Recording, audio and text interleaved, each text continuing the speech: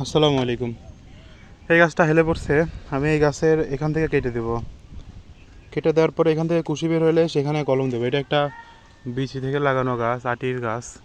এখন কী আম জানি না, কিন্তু এই গাছটা কলম দেবো ইনশাআল্লাহ। দেখা যাক কী হয়। এখান থেকে এখন কেটে দেব। গাছের গোড়ার মূল কাটা হয়েছিল, বাবা কাটা রাখছিল গাছটা স্থানান্তর করার জন্য, কিন্তু পরবর্তীতে আর করা হয়নি। আমি কিছুদিন আগে এখান থেকে মাটি সরাই নিচ থেকে পলিথিন বের করছি অনেক দিন পরে, কিন্তু ঝড়ে গাছটা হেলে পড়ছে সেই জন্য, কারণ গাছের গোড়া শক্ত ছিল না। এখন এইটা আমি কাটবো, আগেও কাটার ইচ্ছা ছিল কিন্তু হয়নি। এখন এটা কাটবো, তারপর এটা সোজা করে দিব। আর এখান থেকে যখন কুশি বের হবে তখন সেই কুশিতে কলম দিব ইনশাআল্লাহ। দেখা যাক কী কলম দেওয়া যায়। ভাবছি ন্যাংরামের কলম দিব। এখন এটা কেটে শেষ করি।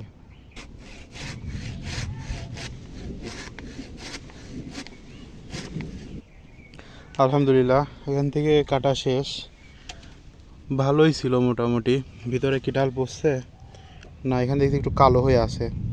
আর একটু কাটবো, দেখবো এই কালো কতটুকু পর্যন্ত আছে, ওখান থেকে কেটে ফেলবো। এই কালো অংশ রাখবো না, ভিতরে হয়তো বা নষ্ট হয়ে যাবে।